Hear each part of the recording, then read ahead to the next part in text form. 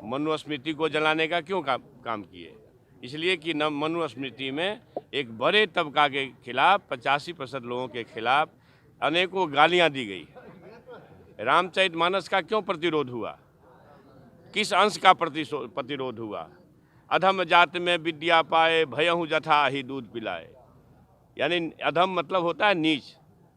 दुनिया के लोगों सुनो, आपके माध्यम से कहना चाहता हूँ, नीच जाति के लोगों को शिक्षा ग्रहण करने का अधिकार नहीं था और उसमें कहा गया है कि नीच जाति के लोग शिक्षा ग्रहण करके जहरीला हो जाते हैं, जैसा कि सांप दूध पीने के बाद होता है। हम इस सवाल पर बात मैं इसलिए ये बात कहता हूँ कि इसी चीज़ को कोट करके बाबा साहब अम्बेडकर ने दुनिया के लोगों को बताया।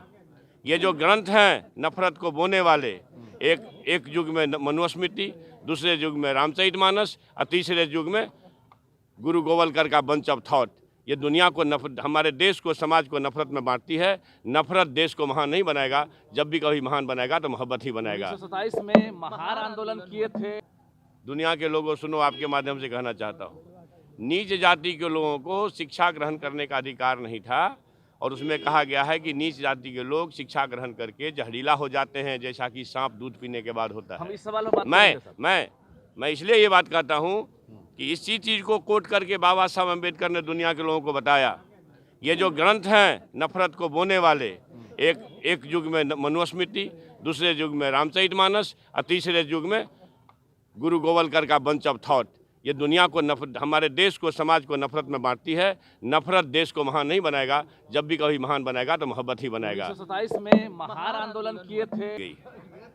रामचरितमानस का क्यों प्रतिरोध हुआ? किस अंश का प्रतिरोध हुआ? अधम जात में विद्या पाए भयहु जथा ही दूध पिलाए। यानी अधम मतलब होता है नीच। दुनिया के लोगों सुनो, आपके माध्यम से कहना चाहता हूँ, नीच जाति के लोगों को शिक्षा ग्रहण करने का अधिकार नहीं था और उसमें कहा गया है कि नीच जाति के लोग शिक्षा ग्रहण करके जहरीला हो जाते हैं, जैसा कि सांप दूध पीने के बाद होता है। हम इस सवाल पर बात मैं इसलिए ये बात कहता हूँ कि इसी चीज़ को कोट करके बाबा साहब अम्बेडकर ने दुनिया के लोगों को बताया।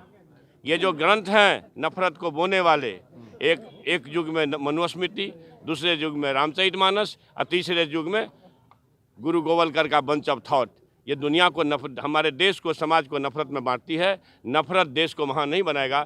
जब भी कभी महान बनाएगा तो मोहब्बत ही बनाएगा। 1927 में महान आंदोलन किए थे। मनुस्मृति को जलाने का क्यों काम किए?